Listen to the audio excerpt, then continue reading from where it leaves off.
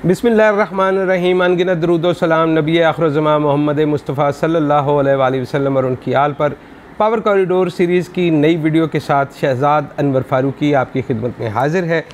और आज जैसा कि आपके इल्म में है कि मियां शहबाज शरीफ की गिरफ़्तारी के हवाले से मामला बहुत गर्म था और वहाँ पे नैब की टीम पहुँची हुई थी, तो उस पर हम बात करेंगे इस वीडियो में कि ये केस क्या है और इस केस में क्या हुआ। लेकिन इसके अलावा जो सबसे अहम बात है कि मियां शहबाज शरीफ की वतन वापसी के हवाले से जो बहुत सी थ्योरीज़ गर्दिश कर रही हैं कि वो वज़ीर आज़म बनने वाले थे, उनको इस्टेब्लिशमेंट ने बुलाया था, उनकी डील हो गई थी, फिर वो डील टूट गई और वो उनको दो सहाफ़ियों ने यहाँ बुलाया, वो तो काबीना भी बना बैठे थे। ये असल में वापस वो क्यों आए और वो कौन शख्स था जिसकी वजह से उनकी वापसी हुई, इस पर बड़ी डिटेल में हम बात करेंगे। लेकिन इस डिटेल में जाने से पहले आपसे फिर वही गुजारिश और दरख्वास्त कि जिन दोस्तों ने अभी तक इस चैनल को सब्सक्राइब नहीं किया वो इस चैनल को सब्सक्राइब कर लें और सब्सक्राइब करते ही बेल आइकन का बटन भी दबा दें। वो कोई ज़्यादा भारी या मुश्किल काम नहीं है। उसके साथ साथ उसको शेयर कर दें अगर आपको चीज़ पसंद आए, बात पसंद आए। और कमेंट्स में आप हमें अपनी आरा से भी आगाह कीजिए कि हमें मज़ीद क्या तब्दीलियाँ इसमें लानी हैं या किन मौज़ूआत पर बात करनी है। तो शहबाज शरीफ साहब की कहानी शुरू करते हैं जनाब। आज शहबाज शरीफ साहब को तलब किया गया था नैब की तरफ से और वो उसमें पेश नहीं हुए, बल्कि उन्होंने एक जवाब जमा करवाया तहरीरी, जिसमें उन्होंने फरमाया कि मैं 69 साल का एक बूढ़ा ज़ईफ़ आदमी हूँ और चूँकि नैब में कोरोना के बेशुमार केसेस हो चुके हैं और मैं तो करंतना में हूँ, अपने आप को बाहर नहीं निकाल सकता, तो मैं इसकी बजाय आपको वीडियो लिंक पर या स्काइप वगैरह पर या जिस तरह और कोई आलात इस्तेमाल कर लें, टेलीफ़ोन वगैरह पर आप वीडियो कॉलिंग के ज़रिए मुझसे ले लें मेरा जो भी जवाब है। लेकिन ये पहली दफ़ा ऐसा नहीं हुआ कि वो उनको नैब ने बुलाया और वो नहीं गए, उनको इससे पहले भी बुलाया गया। ये टोटल 6 दफ़ा तलब हो चुके हैं, जिसमें से ये सिर्फ़ एक पेशी पर पेश हुए, 2-4 सवालों के जवाब दिए और बहुत सारे सवालों के जवाब में उन्होंने कहा था कि मुझे नहीं पता। पूछा गया कि ये हमज़ा के पास कहाँ से आया, उन्होंने कहा जी हमज़ा से पूछें। उन्होंने कहा जी ये कहाँ से आया, जो सलमान के पास है, सलमान शहबाज के पास है, तो उन्होंने कहा जी वो सलमान से पूछें। उन्होंने कहा ये नुसरत शहबाज के नाम पर जो टीटीज़ आई हैं, तो उन्होंने कहा जी उसका जवाब नुसरत शहबाज देंगी, यानी मेरी बेगम जो है उनको आप तलब कर लें तो उनसे पूछ लें।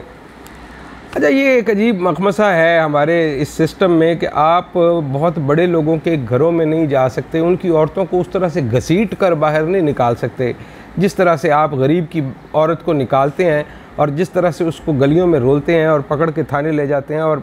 जन बच्चा कोलू कर देते हैं, जिस तरह से कि आप सबको पकड़ के पूरा ख़ानदान जो है वो आप अंदर कर देते हैं। देहात के मेरे दोस्त जो रहने वाले हैं वो इसको बिलखसूस समझ पाएंगे कि वहाँ पर क्या कल्चर है और किस तरह से किसी चीज़ का दीद लिहाज नहीं है और आप पकड़ के ले जाते हैं। यहाँ पर तो जनाब इजाज़त तलब करके जानी पड़ती है। टीम गई, टीम वहाँ पर खड़ी रही, पहले उन्होंने कहा जी कि वो नहीं हैं, फिर उन्होंने कहा नहीं है, बिल आखिर पता चला जी वो नहीं है, वो तो सुबह 9 बजे के गायब हैं। अच्छा चले जी मान लेते हैं वो 9 बजे के गायब हैं। इससे पहले आपको याद होगा कि हमज़ा शहबाज के केस में क्या हुआ था। हमज़ा शहबाज के केस में ये हुआ था कि वो बेसमेंट में चले गए थे तहखाने में, दरवाज़े पे पुलिस टकरे मारती रही और बिल आखिर उनको एक लाहौर हाई कोर्ट के जज साहब ने छुट्टी के दिन उनको बेल दे दी और यूं वो घर से गिरफ़्तारी से बच गए। और आज मियां शहबाज शरीफ अगर घर पे नहीं हैं तो आप ये समझ लें कि आज तो फिर वो शायद इनके हाथ नहीं आएंगे, कभी इम्कान यही है। उनकी ज़मानत क़ब्ल अज़ गिरफ़्तारी कल के लिए लाहौर हाई कोर्ट में फ़िक्स है, कल उसकी समाअत होगी। और लाहौर हाई कोर्ट के अगर हम रीसेंट पास्ट के फ़ैसलों को देखें बेल वगैरह के हवाले से, बिलखसूस जो शरीफ फैमिली के हवाले से फ़ैसले दिए गए हैं, तो आपको शायद ये अंदाज़ा करने में या इस बात को जानने के लिए कुछ ज़्यादा सोचना नहीं पड़ेगा कि कल लाहौर हाई कोर्ट क्या फ़ैसला करने जा रही है। मेरा ख़्याल है हम इससे आगे अगर इस पर बात करेंगे तो शायद हम अदालत के उस ज़ुमरे में दाखिल हो जाएंगे जिसे तौहीन अदालत कहते हैं, और तौहीन अदालत का हमारा हरगिज़ मकसद नहीं है। ये अब कल देखते हैं कि वो अदालत इस पर क्या फ़ैसला करती है। लेकिन असल मौजू जिस पे मैं आपके साथ बात करना चाह रहा था कि ये जो वज़ीर आज़म तुगरल की तरह पाकिस्तान को फ़तह करने आए थे और यहाँ पे एक सल्तनत बनाने आए थे,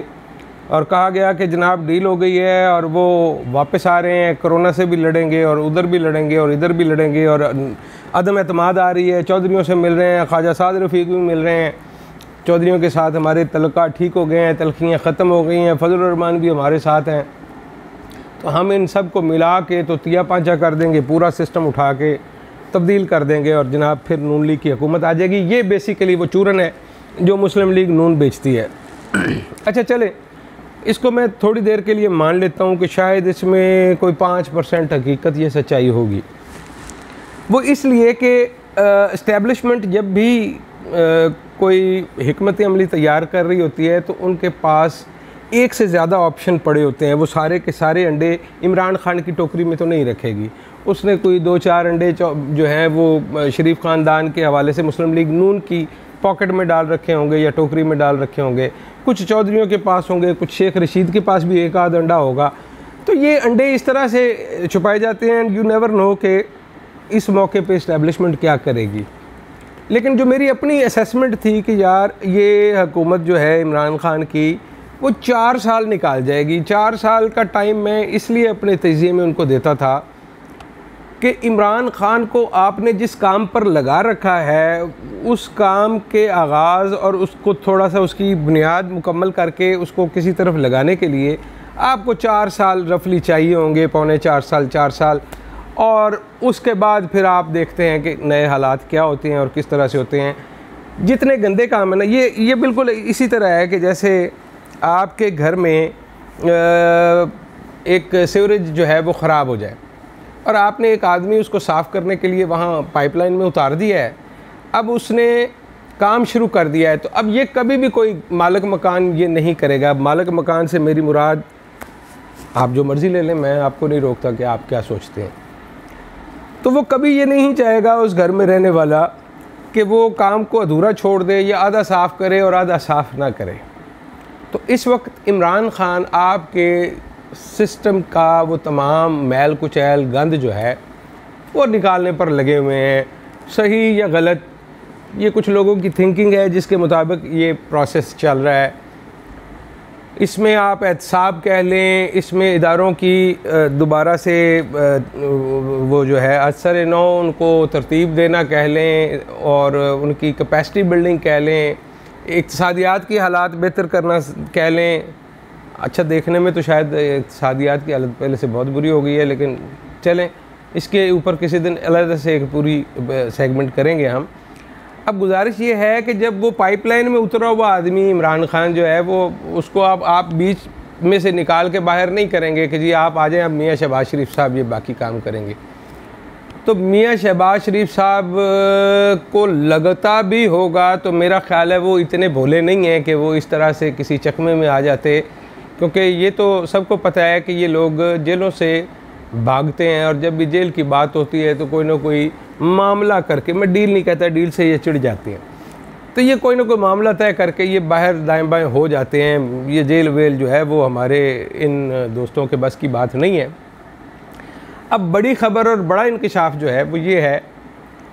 कि इस दफ़ा मियाँ शहबाज शरीफ मुमकिना तौर पर जमात में नई लीडरशिप के इमर्ज होने को रोकने के लिए आए थे, क्योंकि ये बात मुस्लिम लीग नून के अपने लोगों ने भी महसूस कर ली थी कि ये जब भी मुश्किल वक्त आता है तो ये भाईजान तो दोनों जो हैं ये बाहर चले जाते हैं, इनकी फैमिलियाँ भी चली जाती हैं और यहाँ पर डंडे सोटे खाने के लिए जो है वो कारकुन और दीगर दूसरी सफ़ के जो लीडरान हैं वो रह जाते हैं। इसकी एक छोटी सी मिसाल मैं आपको दूंगा कि लास्ट टाइम जब ये लोग गए और पहले जद्दा और फिर लंदन गए, उस वक्त कुर्बानी का बकरा जावेद हाशमी था, और जावेद हाशमी ने जब सही मानों में अपोजिशन लीडर का किरदार अदा करना शुरू किया तो उस वक्त भी शहबाज शरीफ साहब को कि वापस तो आने का कोई सवाल ही पैदा नहीं होता था, एग्रीमेंट था। तो उस वक्त भी शहबाज शरीफ साहब एक टोपी ड्रामा करने के लिए जहाज़ पर तशरीफ़ लाए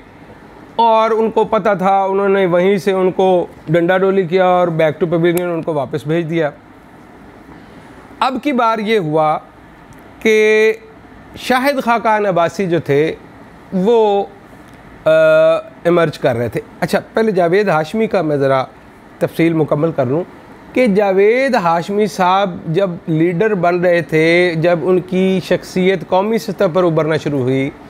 और शरीफ फैमिली के अंदर ये ख्याल पैदा हुआ कि हमारे अलावा भी इनके पास लीडर हो सकता है, और नून लीग के लोग और वो तमाम लोग जो सही मानों में कोई अपोजिशन वगैरह करना चाहते हैं मुल्क में, तो उनको अगर एक आदमी आगे लगाने के लिए मिल गया तो फिर हमें कौन पूछेगा। उस वक़्त मियां शहबाज शरीफ को लोगों की तवज्जो तब्दील करने के लिए, या आप कह लें कि उनको जावेद हाशमी को कट टू साइज़ करने के लिए भेजा गया था। और फिर वही हुआ कि 1.5-2 महीना मीडिया और अदालतों में वो शहबाज शरीफ की पटिशनें और उनके ख़बरें वग़बरें जो हैं वो मीडिया पर चलती रहीं कि जी वो आए थे, उनको ये हो गया और वो हो गया, और जावेद हाशमी कहीं दब गए। उसके बाद जावेद हाशमी जो है वो एक मुकदमे के ज़रिए अंदर हो गए और मामलात ख़त्म हो गए। अब की बार शाहिद खाकान अब्बासी जो है उनको पार्टी ने बतौर लीडर कबूल कर लिया था,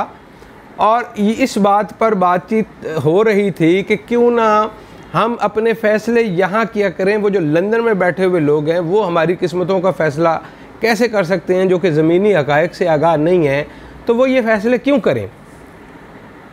अब ये बात जो है, असल बात जो दो सहाफ़ियों वाली है, मेरा अपना मानना ये है कि वो दो सहाफ़ियों ने ये नहीं कहा कि इधर आ जाएं, आपको फ़ौजी जो हैं वो वज़ीर-ए-आज़म बनाने लगे हैं या सिस्टम चेंज करने लगे हैं और आपको CM लगाने लगे हैं। असल में वो जो जिस वजह से वो आए हैं वो ये है कि अगर शाहिद खाकान अब्बासी ने पार्टी संभाल ली तो फिर हम क्या बेचेंगे।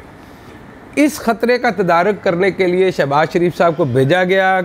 और कहा गया जी मैं वतन वापस आ रहा हूँ और कोरोना से लड़ूंगा। वो एक दिन के लिए भी घर से बाहर नहीं निकले तो किस दिन निकले? उस दिन निकले जिस दिन उनको बेल के लिए हाई कोर्ट जाना था, वगरना वो तो कोरोना के हवाले से जो कौमी असम्बली का इजलास बुलाया गया था उसमें भी नहीं आए। तो इस सारी बात में तो मुझे कोई हकीकत नहीं लगती कि वो कोरोना के हवाले से यहाँ पर कोई काम करने के लिए आए थे। और डील वाली जो बात है उसमें भी मुझे कोई सदाकत नहीं लगती है एज सच, क्योंकि और कुछ हो या ना हो इनको डीलिंग का पता है, इनको ये पता है कि कौन सी बात में हकीकत हो सकती है और कौन सी बात में नहीं। ये सिर्फ़ और सिर्फ मुस्लिम लीग नून में एक नई लीडरशिप के उभरने के इम्कान को ख़त्म करने आए थे, वो जो एक बगावत शरीफ फैमिली के हवाले से थी। हालांकि जिस जमहूरियत की हम बात करते हैं उसमें तो मुतबादिल क़यादत को तैयार किया जाता है और वहाँ पे विरासती क़यादत का तो कोई तसव्वुर नहीं है, लेकिन अनफॉर्चुनेटली हमारे यहाँ ऐसा ही है। और अब कल मियाँ शहबाज शरीफ की पेशी है, तो कल मैं और आप मिल के देखेंगे कि मियाँ शहबाज शरीफ के हवाले से लाहौर हाई कोर्ट क्या फ़ैसला करती है। अपना बहुत सारा ख्याल रखिएगा। मुलाकात होती है अगली वीडियो में। अल्लाह निगहबान।